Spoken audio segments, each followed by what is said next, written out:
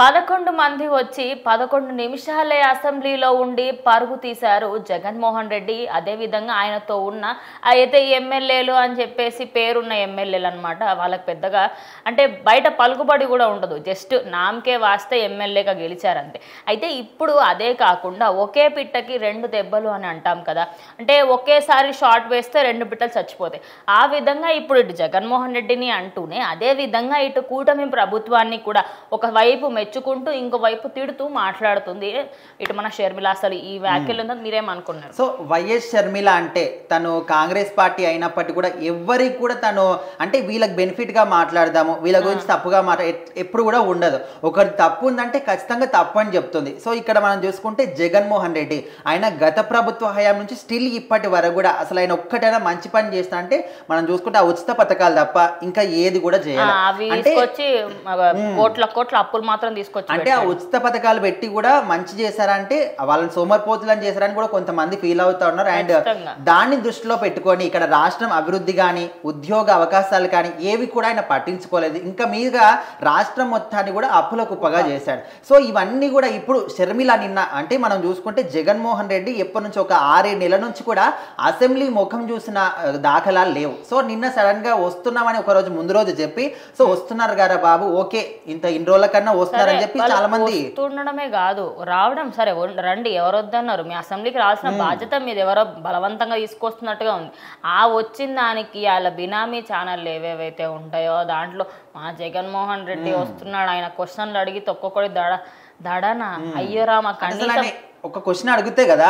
ఇప్పుడు అసెంబ్లీకి వచ్చాడు ఎందుకు, ఎవరైనా కానీ ప్రజల తరపు ప్రతిపక్ష హోదా కావాలనుకుంటున్నాడు. ఓకే నీకు ప్రతిపక్ష హోదా లేదు, జనాల అర్హత మీకు ఇవ్వలేదు, కానీ మీరు ఏమనుకోవాలి, ఉంది మాకుంది ప్రతిపక్ష హోదా మాకుంది అని చెప్పేసి ప్రజల తరపున మాట్లాడారు. అదే కదా ఆమెకు కనీసం ఒక పదవి కానీ ఏది కూడా లేనప్పటికీ ప్రజల కోసం ఇప్పుడు కూడా మాట్లాడుతుంది. ఇప్పుడు జగన్మోహన్ రెడ్డి అనుకుంటూనే అక్కడ కూటమి ప్రభుత్వాన్ని కూడా విమర్శిస్తుంది. మీరు చెప్పిన హామీలన్నీ కూడా ఎందుకు రావట్లేదు, ఇచ్చినప్పటికీ కూడా ఇచ్చినప్పటికీ కూడా ప్రజలందరి దగ్గర కూడా ఎందుకు వెళ్ళట్లేదు, వెళ్తున్నాయా లేదని మీరు కనుక్కుంటున్నారా మీరు, ఇట్లా ప్రతి ఒక్కటి కూడా తను మాట్లాడడం జరుగుతుంది. అండ్ ఇక్కడ జగన్మోహన్ రెడ్డి విషయానికి వస్తే నీకున్న 11 మందితోని నువ్వు అసెంబ్లీకి వచ్చావు, కానీ 11 నిమిషాలు కూడా ఉండకుండా అక్కడ నుంచి పారిపోయావు. అంత అవసరం మీకు ఏమొచ్చింది?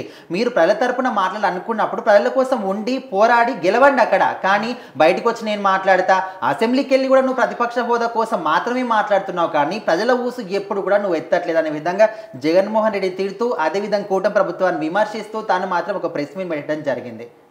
అదే కాకుండా ఈ ప్రెస్ మీట్ మొత్తంలో ఇప్పుడు ఏదన్నా ఒక పార్టీకి సంబంధించి ఎవరన్నా ఏమన్నా మాట్లాడుతున్నారు అనుకోండి, ఆ పార్టీ వాళ్ళలో ఎవరో ఒకరు ఖచ్చితంగా వింటారు. ఇప్పుడు సూపర్ 6 ఏవైతే కూటమి ప్రభుత్వం ఇచ్చిందో వాటిల్లో వాళ్ళు ఎంతో కొంత చేయడానికి ట్రై చేస్తున్నారు. బికాజ్ ఫస్ట్ అప్పు తీర్చాలి కాబట్టి, అంటే ఇప్పుడు కొత్తగా ఇంకొక అప్పు రాకూడదు అన్న ఉద్దేశంతోనే ప్రభుత్వం ఆలోచిస్తుంది.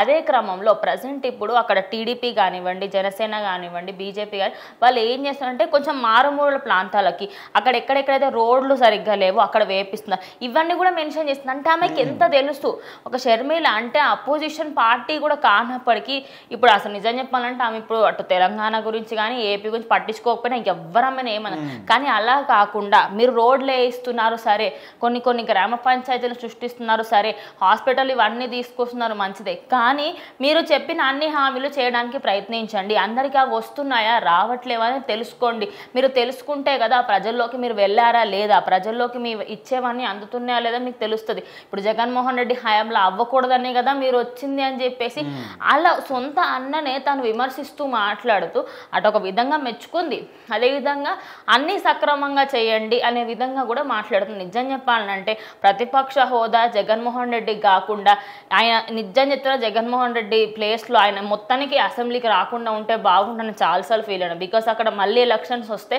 షర్మిల గెలవడానికి 100కి 200% ఛాన్స్ ఉంది. సో ఆమె గెలిస్తే ఖచ్చితంగా అప్పుడు ప్రజల కోసం జస్టిస్ జరిగేది అనమాట ప్రజలందరికీ. సో చూద్దాం మరి రేపటి రోజు షర్మిల ఇంకేం మాట్లాడుతుంది ఏంటనేది.